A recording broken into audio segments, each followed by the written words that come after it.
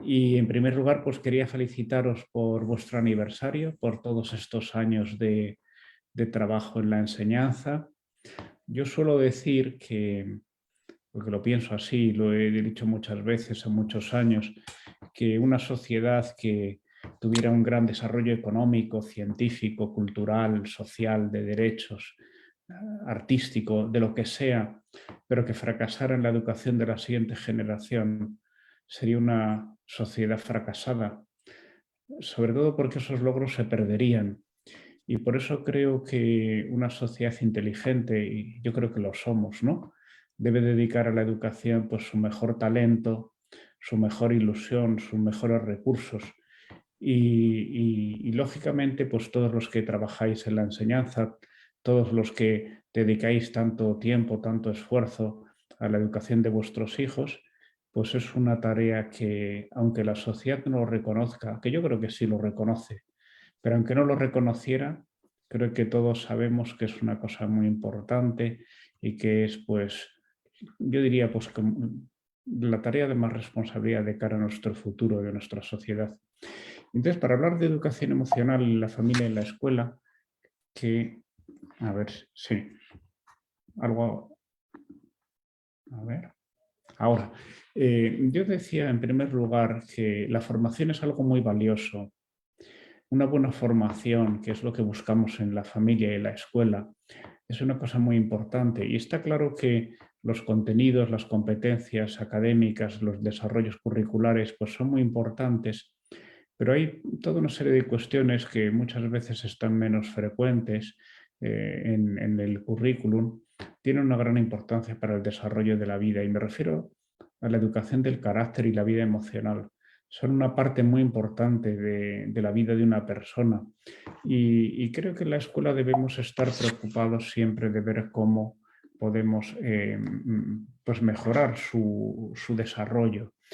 Y lo digo porque creo que todas las familias y todas las personas hacemos grandes inversiones de tiempo, de energía, de dinero para tener más conocimientos. Y luego en la vida profesional, en la vida familiar, vemos que hay importantes carencias en la formación del carácter, porque nos encontramos con personas, pues eso, pesimistas, indecisas, desordenadas, inseguras, muy dependientes de los estados de ánimo, que no han aprendido a trabajar en equipo, que tienen dificultades de relación con los demás. Y claro, uno dice, después de tantos años, porque hoy día la gente se puede pasar fácilmente 20 años en un aula o más, porque entre que los estudios, eh, la educación infantil, primaria, secundaria, la carrera, el máster, pues muchas veces son muchos años de estudio y uno dice, pues de haber aprendido tantas cosas, ¿cómo es que no ha aprendido a mejorar su carácter, a tener digamos, una vida emocional más estable, más mejor, ¿no? Y yo diría que la educación de los sentimientos es algo que ha estado durante mucho tiempo pues bastante ignorado y quizás es porque no son fáciles de educar. O sea, yo creo que es más fácil entrenarse en un deporte, es más fácil controlar muchas otras cosas externas, pero lo que sucede en el interior de las personas es más difícil de educar. Y quizá por eso, como parece algo ajeno a nuestro control los sentimientos, pues nos parece que es más difícil. Y yo ponía esta frase aquí de Tales de Mileto, la cosa más difícil del mundo es conocerse a uno mismo. Esto lo ponía en el frontal del templo de Delfos y esto ya han pasado 25 siglos. Y conocerse a uno mismo es una tarea difícil, pero desde luego para lo que es la educación de los propios sentimientos, para una mejora en la vida emocional, es una cosa decisiva. Y creo que hay que hablar mucho sobre esto porque creo que muchas veces la falta de conocimiento propio tiene mucho que ver con la pobreza de vocabulario y la pobreza de conceptos. Las personas desarrollamos los conceptos en gran parte a medida que desarrollamos el vocabulario. Por eso es muy interesante ver, por ejemplo, cómo los niños pequeños en tercero o cuarto de primaria es cuando aprenden, dan un gran salto en el aprendizaje y el motivo es muy sencillo. Hasta entonces aprendían a leer cada vez un poco mejor y en el momento que tienen más capacidad de comprensión, más vocabulario, más rapidez de lectura, hay un momento en que pasan a aprender leyendo. en vez de leer. O sea que es muy importante para que el aprendizaje vuele, para que adquiera velocidad, que, que adquiera vocabulario también. Y el vocabulario se adquiere en la conversación, en la lectura. Y hablar y expresar lo que sentimos es una cosa que tiene mucho valor, y por eso los colegios que dedican tiempo a la atención personal, porque estas cosas se pueden hablar en público, pero sobre todo se hablan personalmente, son colegios que tienen una gran capacidad de desarrollar el, el conocimiento propio. Y decía que cuando logramos expresar con palabras lo que sentimos, damos un gran paso al gobierno de nuestros sentimientos.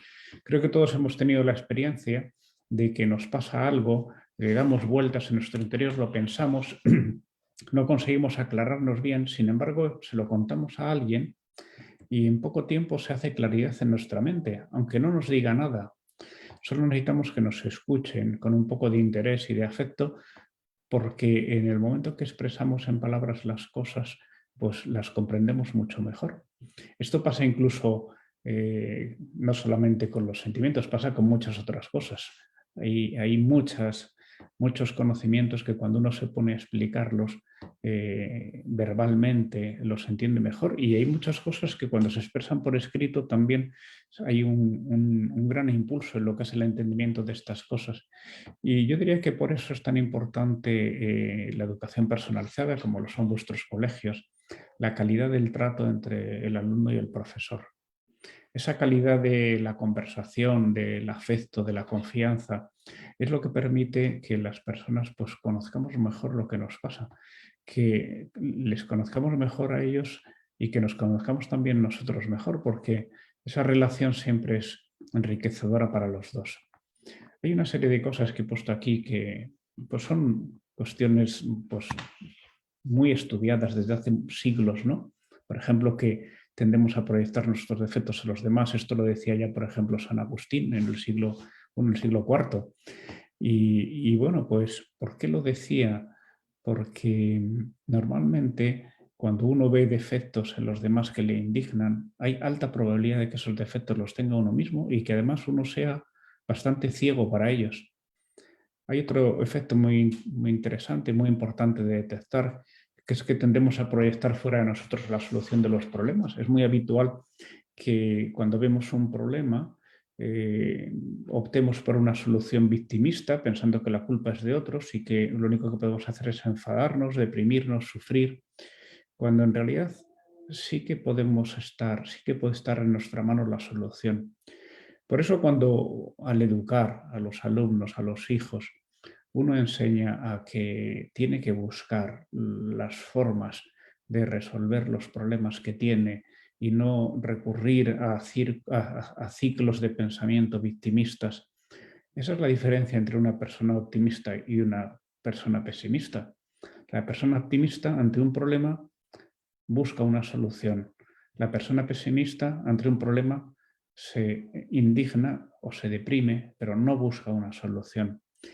Y bueno, todos tendemos también a una espiral de preocupación reiterativa ante las cosas que nos suceden, y yo creo que todos nos damos cuenta cuando nos estamos preocupando de más por algo y somos capaces de, al darnos cuenta, al tener esa capacidad de autoconocimiento, pues de parar ese ciclo de preocupación reiterativa. Y lo mismo pasa con la tendencia a la preocupación, a la autocompasión, al abatimiento, que son tendencias que crecen preocupantemente entre los jóvenes.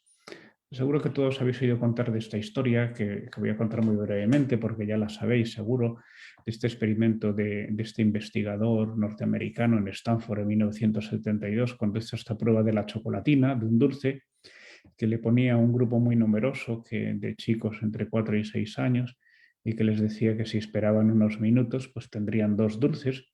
Como veis, es una prueba que no puede ser más simple, tampoco, digamos que, elevada, ¿no? Y tan poco altruista, ¿no? Como simplemente poder tomar. Pero bueno, fue un experimento interesante porque sirvió para una cosa que ellos querían medir y que le daban mucha importancia, que es la capacidad de aplazar la gratificación. Y más o menos sabéis que como un tercio de esos chicos pues se tomaron la chocolatina inmediatamente, no pudieron esperar nada. Otro tercio pues más o menos esperó, pero al final se le hizo eterno ese tiempo, y otro tercio pues pudo esperar y se tomó dos. Bueno, siguieron a esa gente, a esos chicos durante más de 30 años y se sorprendieron. Bueno, ya lo esperaban, pero les sorprendió hasta qué punto los chicos que habían conseguido esperar y tomarse dos chocolatinas, además de tomarse dos chocolatinas, en la vida les había ido mucho mejor. Y es fácil de entender el motivo, porque si una persona tiene esa capacidad de aplazar la gratificación, o sea, tiene una capacidad de controlar los propios impulsos para conseguir un objetivo futuro mejor, pues son personas que gobiernan su vida. Y las personas que no lo consiguen, que no tienen ese autocontrol, pues son gobernadas por sus deseos primarios. Entonces los primeros, los que tienen autocontrol, pues son protagonistas de su vida, los otros son espectadores o incluso víctimas. Por eso resistir el impulso, que es el fundamento del autocontrol de emoción, es muy importante. Es algo que siempre en la escuela tenemos que ver, y en la familia cómo desarrollar. Y los que lo vemos, los que desarrollan esa capacidad, pues luego en su vida adulta son personas que tienen una serie de cualidades que todos deseamos.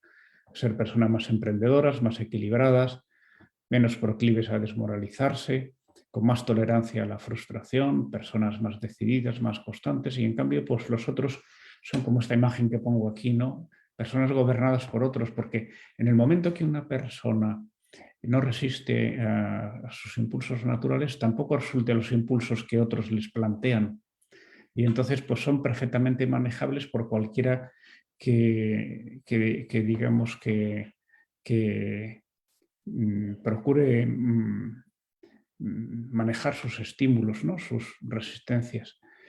Y esta libertad es la que nos hace actuar conforme a unos valores. Para actuar conforme a unos valores uno tiene que tener capacidad de resistir los estímulos. Me da igual qué estímulos sean, ¿no? Porque el estímulo puede ser la capacidad de levantarse de la cama, la capacidad de atender en clase, la capacidad de comer lo que a uno no le gusta, o la capacidad para refrenar la lengua y no decir lo que uno no debe decir. Todos esos estímulos son los que hacen que una persona pueda tener una vida conforme a unos valores, y yo diría incluso que es lo que nos distingue de los animales. ¿Por qué? Porque en el reino animal, entre el estímulo y la respuesta no hay nada. Un estímulo provoca una respuesta. Sin embargo, en la humanidad, en el ser humano, entre el estímulo y la respuesta está la libertad. Y entre el estímulo y la respuesta está que podamos nosotros decidir qué hacemos, y está el poder vivir conforme a unos valores y conforme a una misión, un sentido de la vida. Hay un ejemplo que pone mucho José Antonio Marina que a mí me parece muy interesante, y es como desde pequeño el niño aprende a obrar según normas que están por encima de sus impulsos, porque está sometido a disciplina. Por ejemplo, pues si uno lo mirara con ojos, digamos que sin ningún prejuicio previo, si uno piensa en un colegio donde acuden 1000 niños o niñas y cada uno va a su asiento y se sienta y está toda la mañana y toda la tarde en una clase, 30 niños escuchando a un adulto que le habla hora tras hora sobre cosas que... y luego encima lo tiene que estudiar y se lo preguntan. O sea, eso es un régimen, una disciplina que es muy sorprendente, no es nada natural. Sin embargo, se ha convertido en una buena experiencia planetaria, porque desde hace más de 200 años la educación es obligatoria prácticamente en todo el planeta, y es algo que tiene muchas ventajas y que hoy día prácticamente nadie cuestiona. Y uno de los grandes frutos de la escuela, de ese régimen tan jerarquizado, de tanta disciplina, es que cuando un niño aprende a obedecer a su madre, a sus profesores, luego es capaz de obedecerse a sí mismo.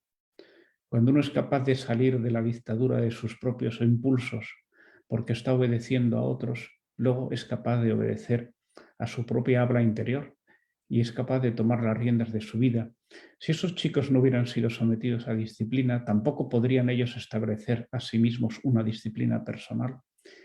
Por eso, el que en una escuela, en una familia haya unas normas claras y se cumplan y se aprenda a obedecer y se aprenda a llevar esa disciplina, pues tiene luego gran importancia en el resultado de la vida y hace que no suceda como este hombre de esta imagen que os pongo. En este caso es por la comida, pero podría ser por la bebida, por el juego, por el sexo, por las redes sociales, por cualquier otra cosa, cualquier adicción. Cuando se busca el camino de la comodidad y de la menor exigencia, los estímulos toman el control de la vida y vienen las adicciones. Por eso el control de los propios impulsos es tan importante. Luego, también sabemos que la pereza y la falta de voluntad son una cosa tremendamente negativa para una persona. Si quisiéramos mal a alguien, que no hay que querer mal a nadie, quizá el mayor daño que se le podría hacer es que sea muy perezoso. Porque una persona perezosa va a sufrir toda su vida en cada pequeña cosa que haga. Es como una gran tortura, una lenta tortura que dura toda la vida. Yo pongo esta imagen de este chico mal sentado en un sofá y con todo tirado, un calcetín fuera, un zapato. Eh, es la típica imagen que cualquier madre cuando ve así a sus hijos, digo cualquier madre porque las madres son más empáticas que los padres, se fijan más en estas cosas. Cualquier madre ve a su hijo enseñando el ombligo y con todo tirado y así y se le llevan los demonios. ¿Y por qué? Porque yo creo que cualquiera se da cuenta que una persona en esa actitud eh, es difícil que luego vaya a estudiar, es difícil que vaya a vivir conforme a unos valores, es difícil que vaya a ser una persona preocupada de los demás. ¿Por qué? Porque está dominada por su pereza. Y cuando está así, pues ¿qué sucede? Que lo poco que haga le va a costar mucho. Y esto, pues no sé, una persona trabajadora estudia 3 horas y se cansa, pero bueno, no le pasa nada y está tan contento. Una persona perezosa estudia 10 minutos y está literalmente exhausta. Y uno dice, ¿qué es mejor? Pues hombre, es mejor ser trabajador porque el que trabaja mucho, le cuesta poco. El que es perezoso, trabaja poco, le cuesta mucho. Ser perezoso es una cosa tremenda, ¿no? Por eso, porque además del cansancio, de que le canse cualquier pequeña cosa, está también la frustración interior. Cuando una persona cada cosa que se propone hacer no la hace por pereza, pues eso produce una frustración en su interior. Y esa frustración, si se hace crónica y se instala en su psicología, porque cuando una persona perezosa pues siente esa frustración porque no consigue hacer las cosas que se propone, pues supone un castigo enorme para su psicología. Y por eso es tan importante que lograr que con el desarrollo de la sociedad no resulte que los chicos y las chicas se hacen cada vez más perezosas, porque esto es una de las tragedias que tiene el desarrollo económico, que muchas veces con el desarrollo económico, los chicos, la nueva generación, en vez de tener más oportunidades, a veces tiene menos. ¿Por qué? Porque la generación anterior a lo mejor luchó mucho para tener lo que tiene y la generación siguiente lucha poco. Y al luchar poco, aunque tenga muchos medios, se desarrolla poco y su vida se queda muy hipotecada. Y decía que no basta con el autocontrol externo porque también es muy importante el autocontrol de la propia imaginación, entre otras cosas porque para poder concentrar la atención, para poder atender en clase, para poder estudiar, es muy importante el control de la propia imaginación, de los propios pensamientos, de los recuerdos. Y esto es algo que hay que hablar también con los chicos y las chicas, bueno, y que tenemos que esforzarnos todos, porque sabemos que, pues eso, todos podemos pensar en cualquier persona que conocemos que sea una persona un poco amargada. ¿Y cuál es la característica de una persona amargada? Pues que siempre se fija en lo negativo, siempre está pensando en lo negativo, siempre está hablando de lo negativo, su memoria está construida totalmente sobre cosas negativas y es una persona tóxica, porque es una persona que si te acercas a ella, pues lo que va a salir pues siempre será negativo. Son esas personas amargadas que uno dice, bueno, si tú te encuentras con una persona amargada un rato, pues pasas un mal rato. Si coincides en un viaje, pues mala suerte. Si resulta que es un compañero de trabajo, pues es Y como sea tu marido o tu mujer, pues mal asunto. Pero como seas tú mismo, ya sí que no tienes ni un minuto de respiro, de descanso. O sea que yo diría que qué triste sería que una persona pase muchos años por una escuela, aprenda muchísimas cosas, pero sea una persona amargada porque está siempre rumiando cosas negativas, siempre hablando de malos momentos, siempre quejándose. Eh, yo copié este editorial que decía somos una sociedad siempre enfadada y ofendida porque la cultura actual en casi todo el planeta, por desgracia, parece que cuando uno se queja mucho y se siente ofendido, parece que uno es muy inteligente y muy exigente y muy lúcido, cuando realmente es lo contrario. Yo pienso que las personas inteligentes saben enfadarse poco. Y es muy habitual que las personas siempre estén quejándose y nunca agradeciendo. Y eso es muy malo para la convivencia, porque lo que todos deseamos es estar rodeado de personas agradecidas y, y que las personas pues sepamos ver todo lo positivo que tenemos, lo que tiene los demás, lo que tiene el mundo en que vivimos, lo que tenemos cada uno de nosotros. Y lo decía antes, los optimistas, ¿qué les pasa a los optimistas? ¿Por qué lo son? Pues se han acostumbrado a que considerar que sus fracasos, sus problemas, se deben a algo que puede cambiar. Y por eso creo que es tan importante ayudar al relato de los problemas y de las quejas y hablar con los chicos y con las chicas, bueno, y con los adultos, sobre los problemas que tienen y ayudarles a darse cuenta de que pueden tener arreglo. A lo mejor no totalmente. Si uno se ha roto un brazo, pues eso está roto, eso no tiene arreglo. Pero bueno, a lo mejor hay muchas cosas positivas que pueden salir de eso. Hay muchas enseñanzas y luego sobre todo hay que aprender a asumir la frustración y a convivir con ella porque siempre tendremos frustraciones, ¿no? Y, y decía también que los pesimistas, ¿qué les sucede? Pues que tienden a pensar que sus problemas y sus fracasos son culpa de otros. Y hay que decir que esto lo tenemos todos dentro. Hasta las personas menos inteligentes tienen una enorme capacidad de buscar culpables a su alrededor. No hace falta una gran inteligencia, más bien la gran inteligencia hace falta para buscar soluciones. Y por eso la seducción del victimismo es tan mala, ¿no? Tan lacerante, tan negativa, porque cuando uno siempre ante las cosas que sucede, pues como esta imagen que os pongo, ¿no? Encierra su cabeza en la queja, en el lamento, la reivindicación del victimismo, pues las cosas no se arreglan, simplemente pues se aumenta la crispación. Bueno, entonces hemos hablado del autocontrol y es decisivo, pero no es todo cuestión de autocontrol. El autocontrol es un elemento, pero hay muchos otros. Yo diría, y pongo aquí este libro de José Víctor Orón, que también tiene ideas muy interesantes. Para construirnos como personas son decisivas las relaciones personales. O sea, el entorno que tenemos es lo que nos desarrolla. Y por eso en educación es fundamental que, que los desafíos que se plantean en la educación de los hijos, de los alumnos, mantengan la buena relación entre el educador y el educando. O sea que la tarea de educar no tiene que enfrentar al educador. Digamos que el desafío es la tarea, no la persona. Y hay que buscar en educación que siempre las relaciones de educación sean para crecimiento de ambos, del educador y del educando. Y que la calidad de esas relaciones, la calidad de la... Yo se lo leía en el último libro de Marian Rojas, que os recomiendo, hablan mucho de cómo es el tipo de convivencia en la familia y en la escuela. Eso marca la forma de ser de las personas, la forma de ser de su padre, de su madre, de sus hermanos, de sus compañeros, de sus profesores. Si hay una calidad en esas relaciones humanas, si uno observa cómo las otras personas perdonan, cómo son generosas, cómo se fijan en las necesidades del otro, cómo saben empatizar con el que tiene un problema, cómo saben consolar al que está triste, cómo saben tener ojos para ver las necesidades de los demás, cómo saben pues, superar pequeños contratiempos. Todas esas cosas se aprenden en la convivencia diaria sin necesidad de dar ninguna charla a nadie. Yo diría que la mayoría de las enseñanzas que todos hemos recibido han sido por observación más que por una más que por una explicación.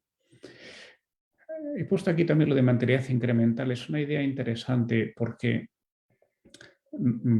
se habla mucho, por ejemplo, del perfil de salida y del perfil del egresado y son elementos muy útiles. Pero también hay que tener en cuenta que a veces para las personas puede ser peligroso compararse con un ideal, porque hay personas que están muy lejos del ideal. Uno puede hablar, por ejemplo, de lo que es la familia ideal, pero luego ve a su familia y no es ideal. Uno piensa en el padre ideal, pero ve a su padre y no es el padre ideal, y su madre tampoco es la madre ideal, y su hijo no es el hijo ideal, y su profesor no es el profesor ideal, y su jefe tampoco. Entonces, eh, y uno se mira a uno mismo y tampoco es la persona ideal. Y uno dice, bueno, entonces nunca voy a ser la persona ideal. Y entonces, a veces compararse con un ideal puede ser frustrante. Pero sin embargo, si uno se plantea mejorar, eso siempre es posible. Mejorar un poco cada día.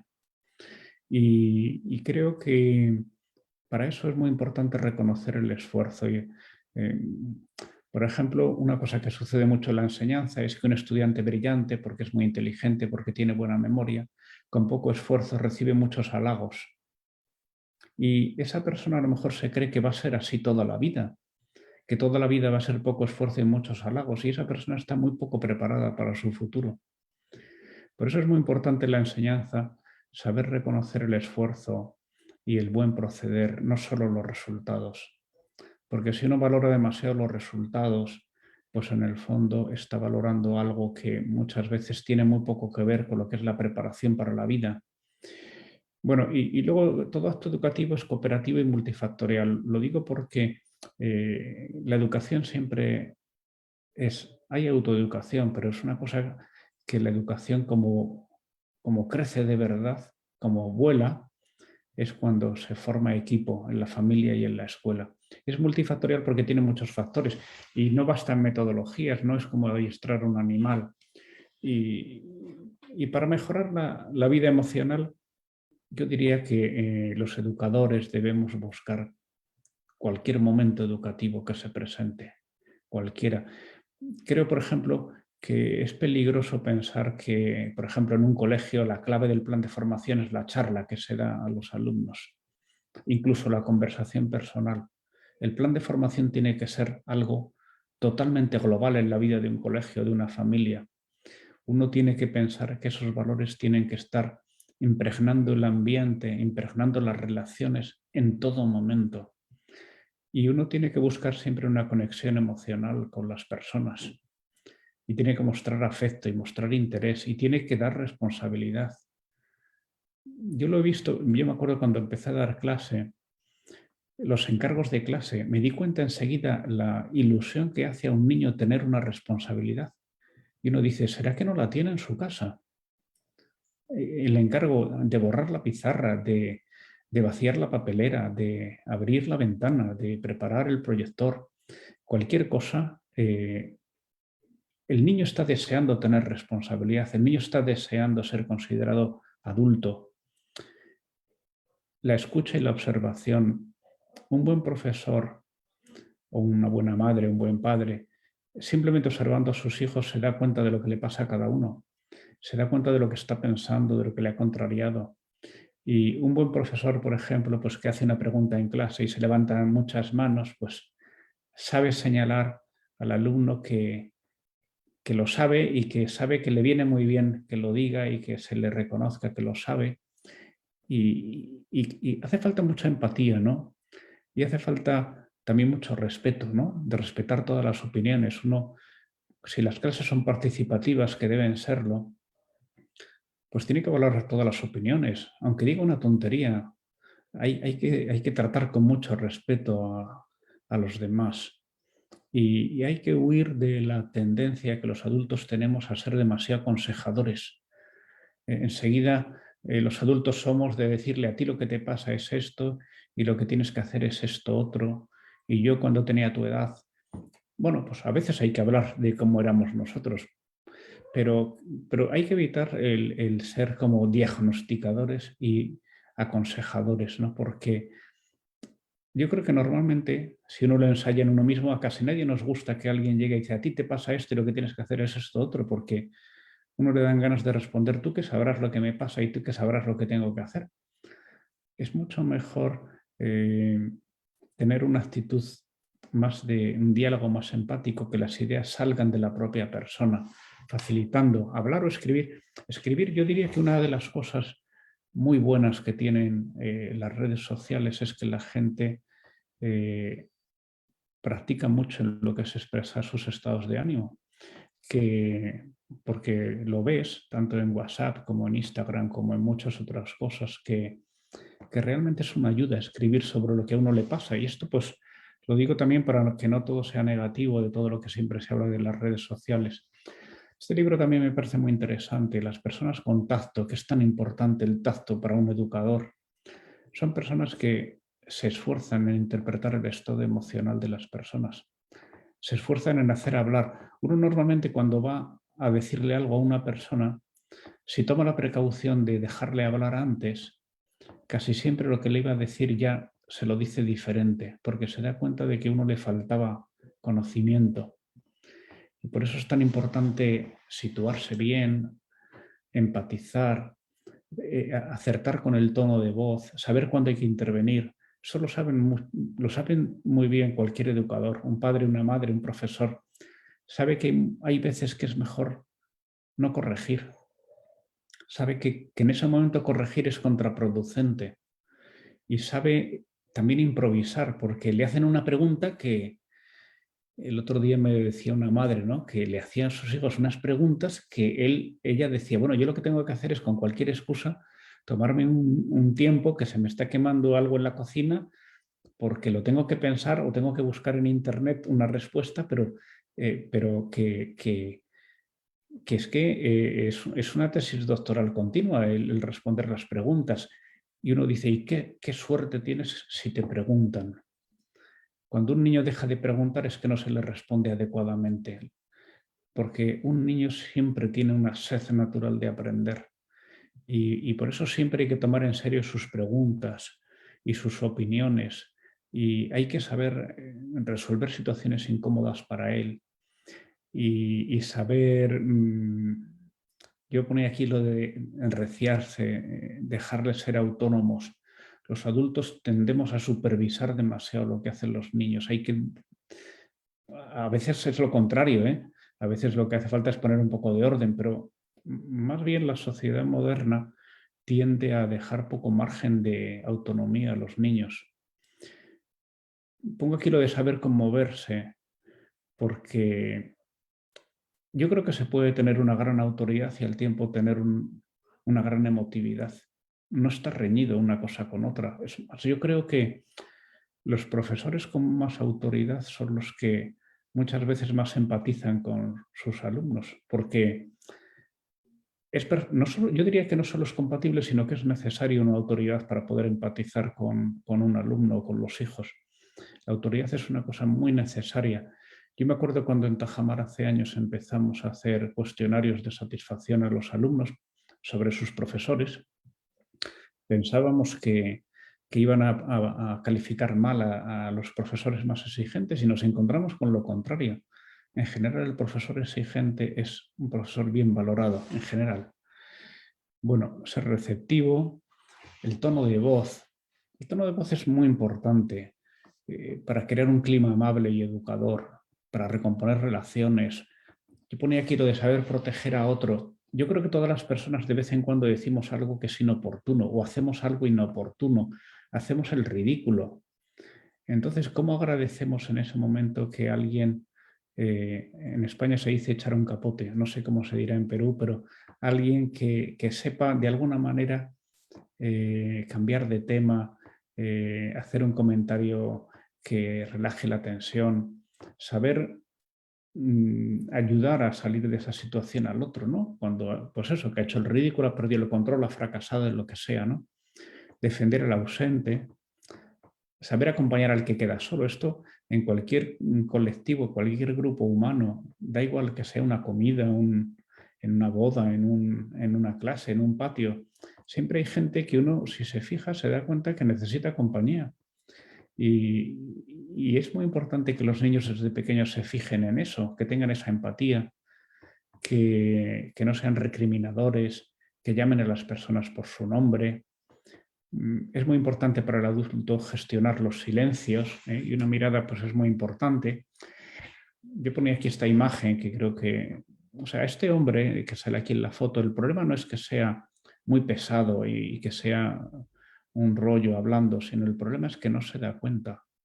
Porque uno puede ser, pues eso, muy poco, como muy mal comunicador, pero tiene que darse cuenta de que ya no le están escuchando, que están agotados, ¿no? Algunos no advierten que están aburriendo a los demás o que han cambiado de tema o que han hecho un comentario que es ofensivo y no aciertan en el acercamiento, ¿no?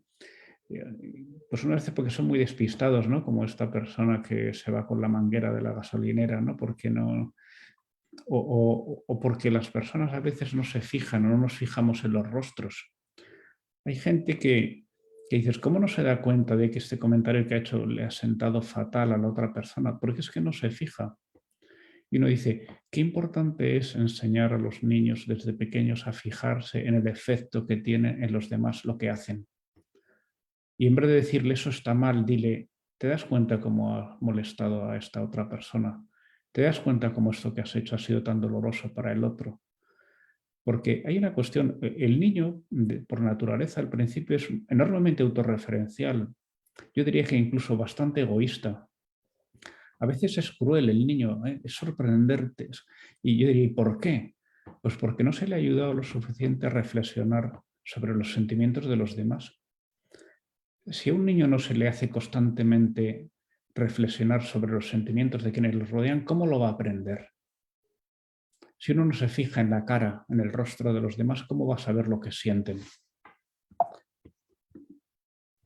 Darse cuenta de quién necesita compañía, detenerse ante el sufrimiento de otro, estar siempre disponibles, luchar contra los prejuicios.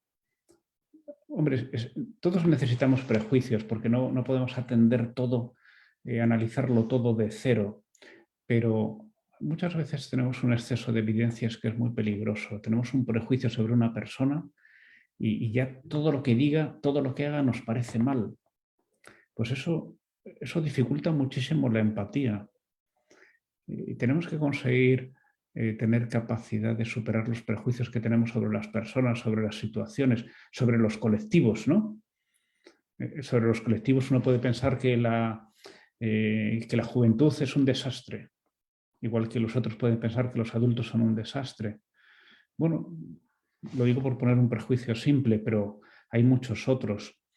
No entrar demasiado fuerte, o sea que, pues eso lo decía antes, cada vez que escuchamos, pues nos damos cuenta de que esas evidencias no eran ciertas, no eran tan evidentes. Las opiniones, muchas veces tenemos opiniones muy simples sobre las cosas. ¿Y por qué? Simplemente porque no las hemos pensado. Y esto lo decía Alejandro Llano, o sea, la mayoría de las ideas, las opiniones que tenemos son prestadas. Simplemente nos han sonado bien y las asumimos, o nos parece que son propias de nuestro grupo de pertenencia, el que sea, y las asumimos sin reflexión, pero para tener una opinión propia hay que haber pensado mucho sobre eso, hay que haber leído, hay que haber contrastado. Entonces, cuando uno hace todo eso, acaba llegando a saber lo que piensa. Y entonces pasa a tener una opinión propia sobre ese tema. Y entonces es cuando en ese aspecto es verdaderamente uno mismo y está descubriendo su propia identidad, porque hasta ahora tenía una identidad prestada en ese aspecto concreto. Y por eso creo que es tan importante el contraste de ideas, el debate, el asumir la crítica, escuchar al que piensa diferente. Si no, siempre tendremos unas ideas simples, unas opiniones, tendremos la cabeza muy poco abierta, mejoraremos muy poco nuestras opiniones. Hay gente que tiene muy pocos años y que parece que su cabeza ya está terminada, que ya ha concluido, ¿no?, su capacidad de generar opiniones y que dice, yo siempre he pensado lo mismo. Pues si uno siempre ha pensado lo mismo sobre algo, quiere decir que esa opinión no madura, porque lo natural es que las opiniones vayan matizándose mucho con el tiempo. Hoy he estado escuchando a Gregorio Luri, que es un pensador realmente extraordinario, y él se ha referido 5 o 6 veces a opiniones que tenía y que ahora ha cambiado por completo. Digo, esto me parece de una gran honradez intelectual, ¿no? El decir, oye, yo esto antes lo veía así, ahora lo veo de esta manera, porque he escuchado, he preguntado, he vivido y yo, pues cambio de opinión. Pues muy bien, sí, señor. Apertura, cuando contrastamos nuestras ideas con otros, pues empezamos a mejorar, a fortalecer nuestras ideas, a dejar de ser tan simples. Esta es una anécdota que precisamente ayer estuve contando en un congreso nuestro de CC, en el que había pues toda una serie de dirigentes políticos de la enseñanza, todos perfectamente enfrentados entre ellos. Yo les hablé de la Declaración de Derechos Humanos, que fue en 1948, pero su tramitación, su desarrollo, su estudio fue en 1947 sobre todo, y cuando en Ciudad de México se reunió la UNESCO, Maritain, que era el que presidía la conferencia, pues la situación era muy difícil porque los horrores de la Segunda Guerra Mundial habían llevado a un convencimiento total de que hacía falta una declaración de derechos humanos, pero nadie se ponía de acuerdo en cómo fundamentarla. Unos pensaban, porque entonces había muchísimos países confesionales católicos, que tenía que estar basada en la fe cristiana, otros pensaban que tenía que estar basada en la fe musulmana, otros pensaban que no se podían fundamentar en ninguna religión. Y claro, eran totalmente irreconciliables, no había forma de ponerse de acuerdo sobre cómo fundamentar los derechos humanos. Y Maritain precisamente lo que dijo es que la fundamentación de las cosas es muy importante, pero que con ideas diferentes podemos llegar a acuerdos prácticos muy importantes entre personas que tenemos ideas muy diferentes. Yo creo que esto es una gran cosa. Vivimos en un mundo muy plural, gracias a Dios, pero tenemos que vivir en un mundo en el que nos acostumbremos a alcanzar grandes acuerdos personas que tenemos ideas muy diferentes. Tenemos que aprender a convivir y tenemos que aprender a encontrar espacios comunes entre personas diferentes y a trabajar en equipo, porque antes hemos hablado de autonomía, de autocontrol, pero creo que es muy importante también la cooperación y el sentido de servicio. Aquí traigo una cita de Spinoza que cita mucho Higinio Marín, que él dice que la alegría nace donde uno más uno es más de dos. O sea, la gran satisfacción que cualquier persona siente, de las más altas, es cuando estando con otra persona se da cuenta de que el conjunto es más de dos, que uno más uno es más de dos. O sea, que ahí ese trabajo en equipo, esa relación, esa amistad, ese amor, hace que el resultado de estar juntos no es uno más uno, dos, es mucho más de dos. Y al revés, hay muchas veces que cuando estás con otra persona no es uno más de dos, es que es uno contra otro y el resultado es menos que uno. Y son relaciones tóxicas y son las que tenemos que enseñar a evitar. He puesto esta imagen, ¿no?, de un niño que se preocupa de su hermana o de su amiga o de su compañera. Yo digo, es muy importante que un niño desde pequeño aprenda a ayudar a los demás, a servir, a preocuparse de lo que necesita, a tener un buen corazón. Y esto está en la entraña de la educación personalizada. La calidad de una sociedad es la calidad de las relaciones entre las personas. Y para eso pues hay que transmitir, además de conocimientos, hay que transmitir habilidades socioemocionales. Y si advertimos he puesto aquí esta imagen del patio discutiendo por un balón, cualquier dinámica de exclusión, de rechazo, discriminación, tenemos que combatirlas. Pero no simplemente corrigiendo los hechos, sino haciendo a la gente pensar sobre las razones por lo que hace y lo que provocan los demás y cómo impide el encuentro personal y cómo hace el mundo peor. Y en cambio, cuando uno busca el encuentro personal, el mundo se humaniza. Y quería hacer una pequeña referencia al empoderamiento de la mujer.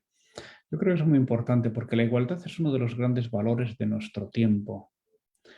Y, y creo que todos nuestros colegios y la familia también tiene que haber un gran compromiso por la igualdad. Y creo que en el empoderamiento de la mujer queda mucho por avanzar. Es verdad que se ha avanzado mucho, pero queda mucho también.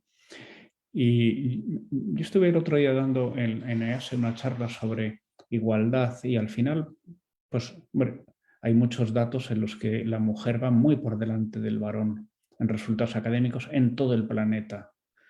y hay muchas cosas que hacen mucho mejor y desde luego el varón lidera los problemas de disciplina, la repetición de curso, el fracaso escolar, todo. Y la mujer en ese sentido va bien, pero hay unos aspectos en los que los estudios internacionales así más prestigiosos señalan que en cuestiones de autoestima, seguridad y liderazgo tenemos mucho que ganar. Y creo que la escuela tiene que ser en esto muy proactiva. Y la autoestima no es cuestión de halagos. Esto creo que es importante. La autoestima no se adquiere porque todo el mundo te diga que todo lo haces muy bien. Porque eso no es serio. Ni siquiera el que los demás tengan una buena. Hay personas muy inteligentes que todo el mundo los admira mucho y que tienen muy baja autoestima. Es evidente. La autoestima no es cuestión de ser muy admirado por todos, ni muy halagado por todos. Hay mucha gente famosa que todo el mundo le alaba y tiene un problema muy grande de autoestima. Y tampoco la autoestima es porque haya insensibilidad ante las frustraciones. Yo creo que la autoestima, lo dice José Víctor Orón también, tiene mucho que ver con ser significativo para los demás. Lo que decíamos antes, la alegría del encuentro personal de la vida compartida. La autoestima llega cuando uno se sabe significativo para los otros. Y eso significa que es muy importante el encuentro personal y que la escuela y la familia tienen que impulsar mucho el encuentro personal. Y el encuentro personal es la conversación, es la preocupación, es la consideración, es pues ver en el otro una persona merecedora de toda su dignidad. Y es que eso además es la educación personalizada, o sea que todo cuadra. La educación personalizada no es la educación individualizada, porque no sé, ahora el teléfono pues te reconoce el rostro, ¿no? Está personalizado, no, está individualizado, que no es lo mismo, es una máquina. No basta dar un trato individual para que la educación sea personalizada. Para que una educación sea personalizada, sobre todo hay que tratar a cada uno como una persona, con todo lo que una persona, con toda la consideración que merece. Y una de las consideraciones es tratarles de modo individualizado. Pero lo importante es ver una persona en cada uno. Y cuando en un aula hay alguien que no es tratado como una persona, no digo por el profesor, sino entre los alumnos, ahí ya no hay educación personalizada. Y creo que tenemos que poner en esto mucho empeño porque tiene una gran importancia aceptar a las personas sin querer imponerles la transformación. Esto también creo que es muy importante. Las conversaciones no deben ser demasiado reguladoras, demasiado aconsejadoras, demasiado impositivas. Más bien hay que conseguir que la transformación llegue en la propia persona por su propio impulso. Eh, si queremos que aprendan, estamos siempre aprendiendo. Nosotros tenemos que estar siempre aprendiendo a conocer mejor a las personas, a conocer mejor cómo tratarlas, ser personas que aprenden, que no perdemos el deseo de aprender, que nos hacemos mayores y en vez de ser cada vez más resabiados, somos cada vez más deseosos de aprender y de aprender juntos, porque sabemos que la inteligencia compartida es decisivo en cualquier equipo humano, que somos mucho mejores juntos que solos, que todos tenemos muchas cualidades, seguro, no sé si más de lo que pensamos o menos, pero desde luego tenemos también importantes carencias y en cambio juntos hacemos mucho más. Y el liderazgo compartido, porque en una escuela no se trata de que haya alguien muy líder y los demás que le sigan como borregos, lo que se trata es que todos sean líderes, todos los alumnos, todos los profesores, todos los padres, todas las madres. Tenemos que impulsar el liderazgo de cada persona de su propia vida, de la tarea que está llamada a hacer.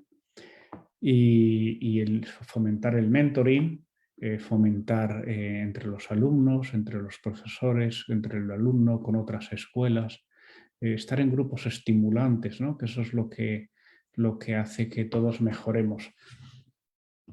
Bueno, que soy optimista, voy a ir un poco más rápido porque quiero ceñirme al tiempo que me han dicho y hablar bien de la gente. Cuando un profesor habla mal de sus alumnos o de las familias, o cuando una familia habla mal de los profesores, ahí es donde se retrata. Y yo diría que es fundamental para la educación de los menores, de los hijos y los alumnos, escuchar la consideración con que hablamos de otro profesor, de una familia, de otro alumno, del ausente, siempre con enorme consideración. Cuando uno habla mal de otra persona, se degrada. Bueno, me lo voy a saltar. Esto es, en la educación sentimental, yo cuando escribí, han pasado 25 años realmente de libros sobre educación de los sentimientos, para mí esta frase fue como el resumen del libro. Una buena educación sentimental tiene que hacer que disfrutemos haciendo el bien y sentamos de gusto haciendo el mal.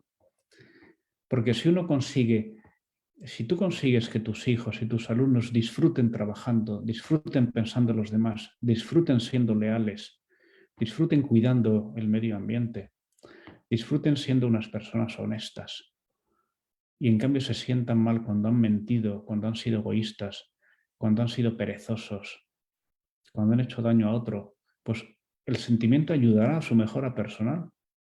Pero si resulta que disfrutan haciendo trampas, si disfrutan siendo perezosos, si disfrutan dejando mal al otro, pues claro, ahí su corazón va contra su mejora personal y es una verdadera desgracia. Y una referencia a las vinculaciones, a las creencias religiosas. Las creencias religiosas son muy importantes para la mejora personal. Es verdad que se puede ser una gran persona sin tener fe, pero yo creo que es evidente que las convicciones religiosas ayudan mucho a ser mejor, porque hay veces que uno mejora por convicciones humanas y otras veces mejora por convicciones espirituales, ¿no? Bueno, las especies que más sobrevivido son las que mejor se adaptan. Tenemos que saber adaptarnos al mundo en que vivimos. Esta es la última imagen, que es de Fosbury en las Olimpiadas de México, que como sabéis, pues fue medalla de oro y saltó de una forma que nadie más saltó así. Sin embargo, las siguientes Olimpiadas, en Múnich en el 72, todos saltaron así y él no llegó ni a dar la media olímpica, la mínima. Esto quiere decir que muchas veces estamos haciendo algo que llevamos haciendo de una forma mucho tiempo y a lo mejor tenemos que hacerlo de otra manera. Y yo diría que hay que perder el miedo al cambio. Y, y creo que esto es muy importante. A lo mejor uno puede ser mejor profesor o mejor padre o mejor madre cambiando determinada cosa. Y a lo mejor es un cambio muy importante respecto a cómo lo estaba haciendo hasta ahora, pero quizá eso es precisamente lo que necesitamos. Y nada más, voy a dejar de compartir por si queréis hacer alguna pregunta, si hay tiempo, que no lo sé. Sí, muchas gracias, Alfonso. Estamos seguros que esto ha sido pues un espacio muy enriquecedor para todos los presentes, especialmente para los padres, ¿no? Recordar que aplazar la gratificación y el autocontrol emocional es importantísimo para la educación de nuestros hijos, ¿no? Y para quienes somos educadores, aprovechar todos los momentos educativos, que todos son propicios para educar en lo emocional, también es importante.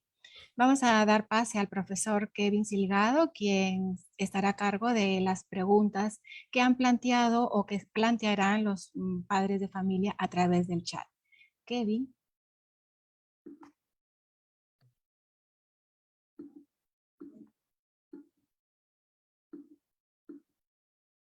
Audio.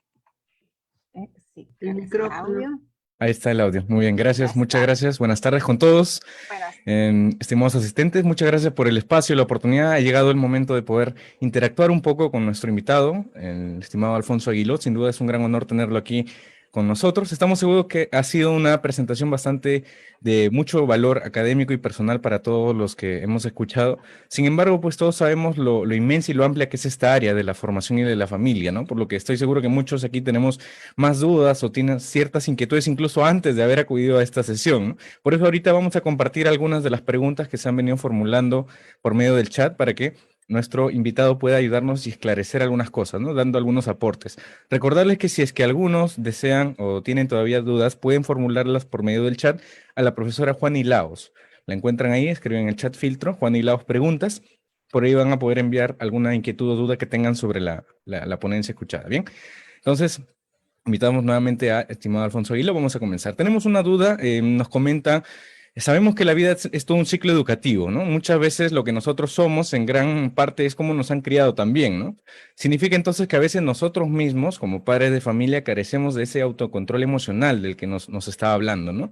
Y siendo ese el caso, que es bien, bien complicado, ¿no? ¿Cómo entonces podríamos educar en el autocontrol a nuestros hijos?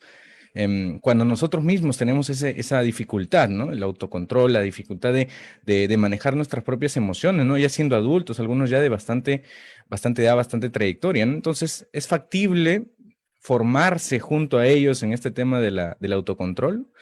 ¿Qué opina al respecto? Bueno, yo diría que tener que educar es un privilegio para la propia mejora personal. Yo lo he visto miles de veces a personas adultas superar grandes defectos muy arraigados por dar buen ejemplo a sus hijos.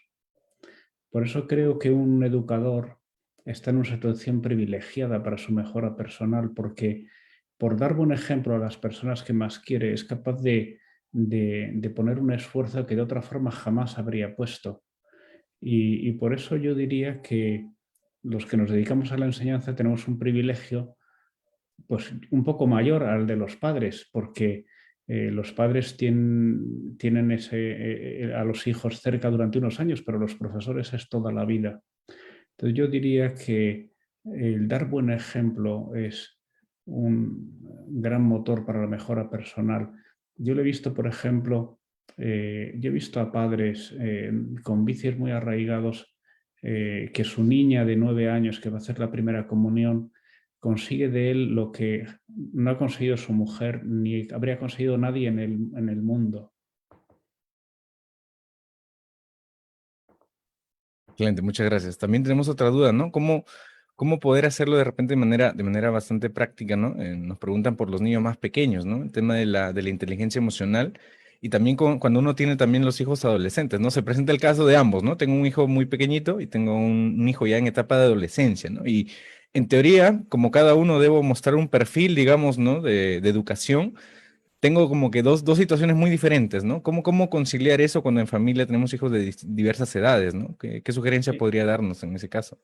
Yo diría que cada edad es diferente y cada hijo es diferente y cada situación es diferente. Por eso yo no soy muy amigo de así dar pautas muy, muy concretas porque no hay dos situaciones iguales, pero yo creo que es importante pensar que el niño desde muy pequeño necesita educación y que el niño desde muy pequeño necesita límites y necesita una conversación y que los niños pequeños parece que no se fijan, pero se fijan mucho, observan mucho, aprenden mucho y que, no sé, yo creo que, yo me acuerdo que mi padre, que era muy sentencioso, decía que el primer año de vida era el más importante. Nosotros somos 13 hermanos, mi padre ya tenía una experiencia y decía que es muy importante que el niño pequeño, el bebé, que parece que, pues, no consentirle cosas que no hay que consentirle. O sea, hay que aprender, el niño de meses tiene que aprender de alguna manera también a controlar su ansiedad, los gases, los dientes, todo esto. No quiere decir que no hay que atenderlo, porque hay que atenderlo muy bien y con mucho afecto, pero que hay veces que hay una sobreatención que es perjudicial y que yo creo que si uno es honesto consigo mismo se da cuenta de cuando hace algo por, por ansiedad o porque realmente es una decisión educativa madurada, ¿no? Y con los adolescentes, pues hombre, yo creo que hay que tener un poco de paciencia porque desde que el mundo es mundo, el adolescente, pues que pasa de ser una persona más dependiente a una persona más independiente, más adulta, esa transición, no sé si lo ha querido la naturaleza o no, pero el caso es que no suele ser pacífica. Bueno, y es así que le vamos a hacer, o sea que siempre tiene una cierta crisis y ese proceso de independencia y de maduración.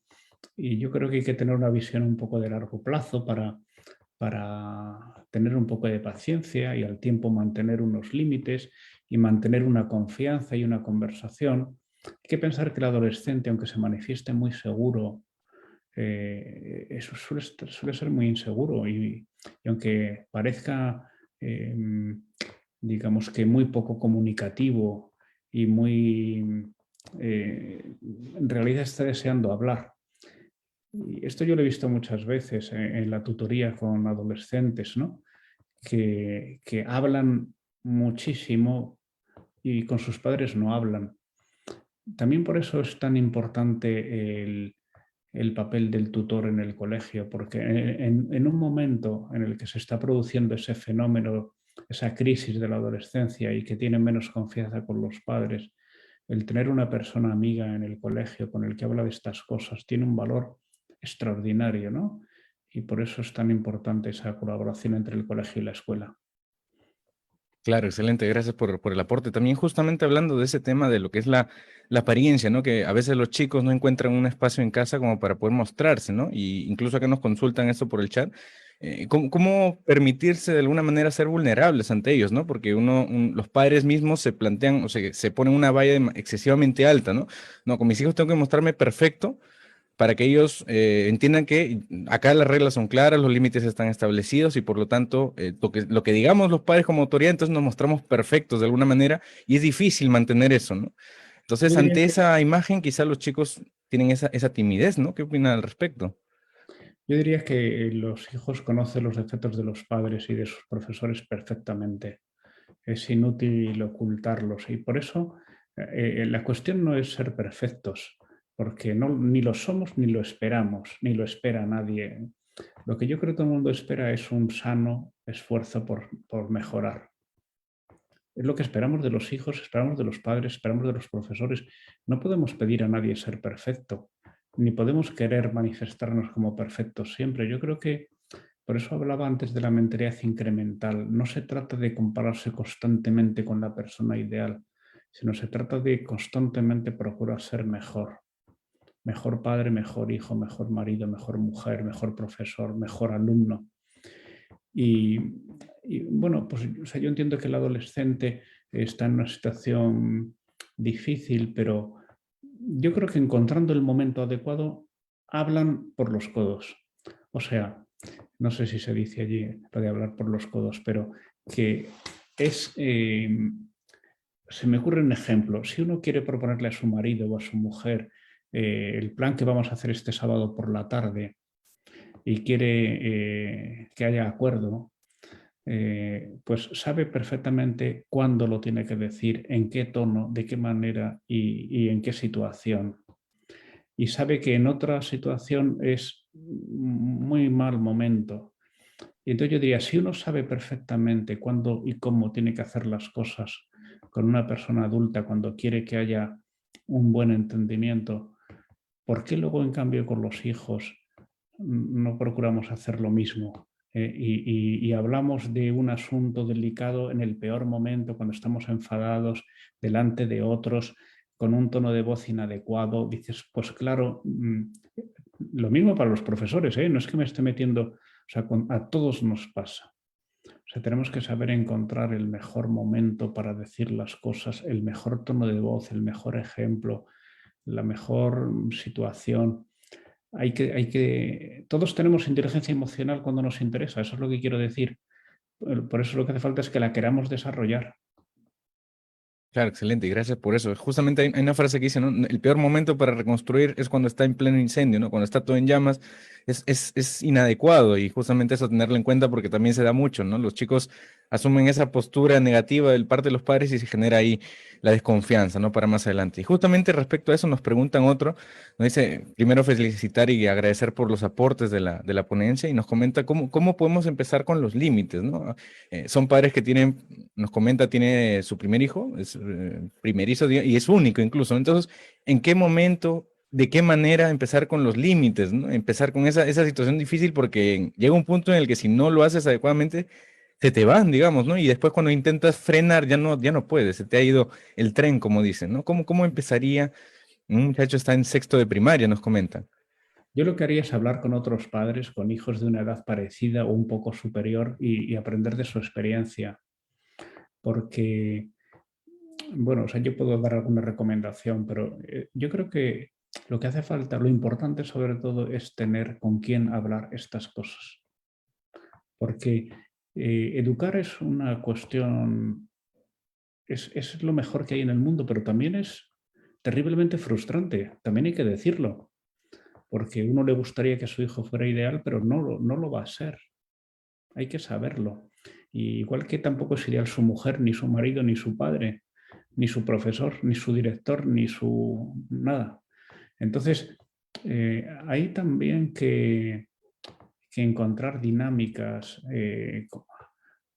amigos, cursos de orientación familiar, grupos de trabajo, escuelas de familias, no sé cómo lo organizáis, en los que uno pueda compartir su preocupación y que uno pueda decir y que se comenta un caso particular, ¿no? Cuando se habla de un caso general es más fácil hablar sin que nadie se sienta, digamos que herido, ¿no? Pero aprovechar la experiencia de otros es la inteligencia colectiva, es decir, yo, por muy listo que yo sea, por muy bien, muy buen ejemplo que dé, me voy a encontrar cada día con muchas situaciones que no sé resolver. Y lo comento con otros padres y saco una idea de aquí, otra de allá, y al final no es que yo copie, porque yo diría que el que copia suspende. Lo que hace falta no es copiar, sino inspirarse en las buenas ideas de los demás. Y con las buenas ideas de uno y de otro, llegar a tener la propia forma de educar, la propia opinión, la propia identidad como educador, que no hay dos iguales, seguro, de todos los que estáis aquí, y cada uno tenéis que encontrar la vuestra propia, genuina, ¿no? Inspirada en la sabiduría de otros, pero la propia y personal. Exactamente, ¿no? Es un común dicho también que se suele mencionar. Nadie te enseña a ser padre, ¿no? Como para justificar los errores. Claro, no te enseña nadie, pero tú puedes aprender y como usted menciona de las experiencias de otros y por eso justamente es tan importante el acudir a los medios de formación, ¿no? El colegio les brinda esos espacios para poder justamente intercambiar opiniones, espacios de interaprendizaje entre todos los padres de familia y eso ciertamente pues tiene sus beneficios a largo plazo, ¿no? Entonces, muy importante el aporte que nos brindan. También tenemos otra cuestión respecto ya más enfáticamente en la virtualidad, ¿no? Que es donde más complicaciones se han tenido el tema emocional. ¿Cómo podríamos ayudar a nuestros hijos a fortalecer las emociones que tienen cuando ellos ya no tienen esa interacción con sus compañeros? Es más complicado, es una situación difícil, ¿no? Y ellos se encierran más, ¿no? A pesar de que estamos en casa con ellos, más se aíslan incluso. Ya de por sí era un poco complicado y ahora más incluso. Los tenemos todo el día en casa, estamos todo el día en casa, pero es como si estuviéramos más lejos incluso. ¿Cómo podríamos ayudarles a fortalecer esas emociones en la educación virtual actual, ¿no? Sí, vamos a ver, yo del tiempo que aquí en España estuvimos en educación virtual, yo creo que hay muchas familias que dieron un gran avance en lo que es la convivencia familiar y otras que no les fue bien. Y yo diría que también en esto hay que aprender de la experiencia de otros. Es decir, oye, ¿cómo te has organizado? ¿Cómo hacéis esto? ¿Qué límites ponéis? ¿Qué problemas has tenido? ¿Cómo los has resuelto? Pues yo he hecho esto, yo he hecho lo otro. O sea, no querer ser demasiado autodidacta porque eh, los problemas de la educación son problemas por sí mismo siempre muy complejos y no tienen una solución única. Y, y yo creo que también es muy importante la conversación dentro del propio matrimonio y intentar, pues, y yo diría incluso la conversación familiar con los hijos, porque yo creo que las normas en la vida familiar, las que van bien, son las que de alguna manera se acuerdan entre todos, ¿no? Y uno dice, oye, vamos a ver, reunidos todos, ¿cómo os parece que habría que hacer con lo que sea, ¿no? De, con el uso de la televisión, con el uso de las redes sociales, con la forma de vestir, con la forma de ayudar en casa, con la forma de las horas de lo que sea, ¿no? Porque yo creo, a mí por lo menos me sorprende el que la gente joven, cuando se le escucha y se le invita a hablar con responsabilidad, suelen serlo. En cambio, cuando se les habla desde la autoridad, pues muchas veces se rebelan y a veces es que tienen razón. O sea que yo creo que hay que hacer un esfuerzo. No siempre es fácil de lograr y a veces hay que imponer la autoridad y ya está, pero yo creo que la autoridad va mejor cuanto menos se exhibe y cuanto menos se expone. Y si se puede conseguir que con una buena conversación se llegue a un acuerdo de cómo organizar la casa de una manera que... Eso se hace mucho también en la escuela, ¿no? Pues si en la clase de tutoría un profesor con sus alumnos, con sus alumnas, es capaz de plantear un tema y que se hable, se opine y al final se llegue a una conclusión, todo el mundo considera que eso es una decisión de la clase y está mucho más comprometido que si el profesor la impone.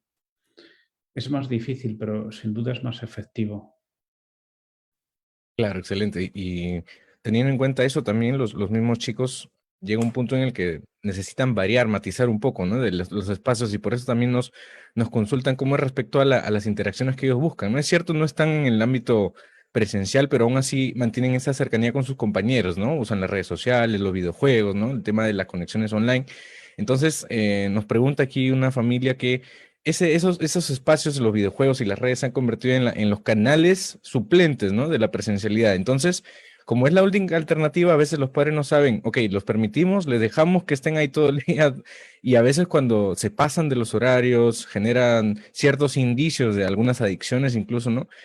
¿Cómo manejar eso sin ser tan confrontacional, ¿no? Usted lo menciona, el tema de que los chicos se vuelven rebeldes, entonces generamos esa otra vez y generamos nuevamente un problema similar a ese, ¿no? ¿Qué opinión al respecto podría darnos? Pues vamos a ver, yo tengo la impresión de que esto sucede ahora casi más con los adultos que con los niños. O sea, yo antes me encontraba muchas familias preocupadas por la adicción de sus hijos a las redes sociales o al teléfono móvil, al WhatsApp. Y ahora lo que me encuentro sobre todo son niños que me dicen que los adictos son sus padres. Con esto quiero decir que ahora mismo no es una cuestión de qué hago con mis hijos, sino qué hacemos todos. ¿Qué hacemos todos para conseguir no ser absorbidos por esto? Y yo creo que son pequeñas cosas, ¿no? Se me ocurre un ejemplo. Pues si yo estoy hablando con alguien y me entra la notificación de un WhatsApp, no lo miro hasta que termino la conversación, ¿no? O si alguien me llama, pues le digo, perdona, te llamo después. O si pues estamos cenando, pues en la cena no, el móvil está guardado, ¿no? O por la noche, pues por la noche, para no estar toda la noche, pues se deja el teléfono en un sitio para... Bueno, son pequeñas cosas que dices, si basta con 3 o 4 cosas muy sencillas en las que los adultos demos ejemplo, yo creo que se puede conseguir bastante. Yo soy, o sea, a mí, yo no veo tan malas las redes sociales, como las ve mucha gente. Yo creo que las redes sociales son un invento extraordinariamente bueno y que como todo, pues no sé, pues también cuando se inventó el automóvil, pues empezó a haber accidentes de tráfico. Antes no había, ¿no? Pero dice, bueno, pero el hecho de que haya accidentes de tráfico no quiere decir y el hecho de que de vez en cuando un avión se estrelle, pues no quiere decir que son malos los aviones, ¿no? Sí, quiere decir que hay que procurar trabajar con más seguridad y pues, pues yo creo que hay que aprender a todos a usar los medios técnicos con responsabilidad porque han venido para quedarse y porque son muy importantes en nuestra sociedad y también pueden acercar mucho a las personas. Si no fuera por eso, pues es que ¿qué habría sido de nosotros en la pandemia sin la tecnología, ¿no? La tan denostada tecnología. O sea que yo creo que hay que quejarse menos y trabajar más para que sea positiva. Claro, justamente es lo que nos comentaba respecto a lo que es el liderazgo compartido, ¿no? O sea, involucrar a los chicos también y hablar más que, creo, de reglas de lo que serían acuerdos, ¿no? Porque ya llega un punto en que los chicos asumen un espacio y pueden intervenir, pueden aportar y pueden también, porque se da el caso, ¿no? O sea, muchas veces decimos, no, los chicos están descontrolados, pero se da todo lo contrario, ¿no? A veces son ellos los que intentan interactuar aprovechando que están los padres más en casa, ¿no? Pero no, o sea, más bien son los padres los que están conectados, están siempre pendientes al teléfono, están que los llaman y ellos son los que nos generan esa situación, ¿no? Entonces también, y para ir terminando ya, nos consultan cómo lograr ese liderazgo compartido y en el caso de la posición de los mismos chicos, ¿no? O sea, los jóvenes, los estudiantes, ¿cómo lograr eso para convencer, digamos, a los padres de familia de involucrarse más? Porque también puede darse ese el caso, ¿no? Yo diría que hay que procurar hablar mucho con los hijos, con los alumnos. Y uno dice, es que no contestan, ¿no? O dice, es que no me escucha. Dice, bueno, es que hemos quedado en que le escuchas tú a él, ¿no? Eh, los niños pequeños, lo sabéis todos perfectamente, no paran de preguntar. ¿Y por qué en determinado momento dejan de preguntar? porque no se les responde. Porque en la naturaleza del niño está el querer saber. Eso afortunadamente está ahí. Un niño que no pregunta está enfermo, algo le pasa. Entonces, si a un niño se le responde y se le responde de forma adecuada a su edad, con consideración, pues seguirá preguntando siempre. Y yo creo que un adolescente también siempre tiene su complejidad, pero hay que saber tratarle, ¿no? Yo creo que tampoco es tan difícil tratar a un adolescente. Los adolescentes están deseando compartir su intimidad con alguien. Tienen digamos, siempre una tormenta en su interior a esas edades y necesitan compartirlo, como necesita cualquiera compartir su estado interior con alguien. Y estando sus padres, pues qué mejor, ¿no? Entonces yo creo que tenemos que hacer y los profesores igual, es todos entrenarnos para ser una persona de confianza de nuestros hijos y de nuestros alumnos. No es nada fácil, pero tampoco es tan difícil, ¿no? Sobre todo que uno también lo necesita para la educación, lo necesita para todo, lo necesita en el trabajo, en la vida social, cultural, en todo necesitas esa empatía, o sea que hay que proponerse desarrollarlo con todo nuestro empeño. Claro, exactamente. Y gracias. Sin el ánimo de repente de ser muy, muy general o aplicar una ley, ¿no? Se podría decir que los estudiantes, los chicos en adolescencia, siempre van a tener que expresarse, siempre querrán hacerlo. Si de repente los padres sentimos que no lo hacen con nosotros, preocuparse, ¿no? De alguna forma se están expresando con los amigos, redes sociales, están expresando de repente de algún otro modo, entonces a estar atentos. Creo que sería la recomendación más grande, ¿no? Pues bueno, muchísimas gracias, estimado Alfonso Aguiló. Nuevamente un gran honor tenerlo aquí con nosotros. Es una producción muy vasta en temas de formación y familia, la que nos ha venido acompañando en el colegio, en los colegios que formamos parte del consorcio. Y pues bueno, escucharlo también es otra experiencia muy maravillosa. Así que nuevamente gracias a todos los asistentes y presentes por sus preguntas, también muy buenas. Nuevamente, gracias y damos el pase ahora a los maestros de ceremonia. Gracias, Alfonso Aguiló. Muchas gracias, Kevin. Creo que han sido una ponencia y unas preguntas interesantes. Hemos llegado al final de la primera fecha de la segunda fase del encuentro internacional dedicado a los padres de familia, afectividad en la era digital, realizado en el marco de los 30 años de nuestras instituciones. Para clausurar este evento, quiero invitar a la directora del Colegio Ceibos, la magíster Jenny Rubio Seminario, para que cierre este evento. Jenny. Gracias, Armando.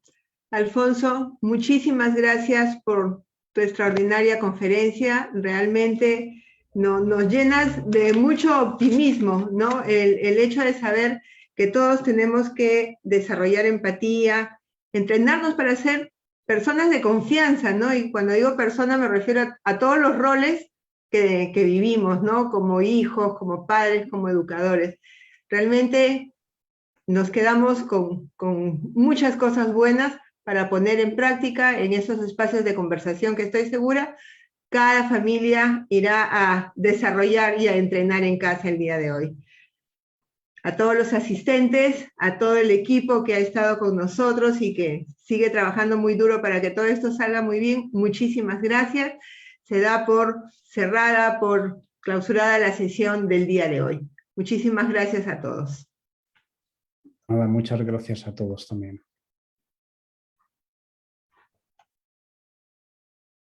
Nuri. Sí, verdad, en el audio.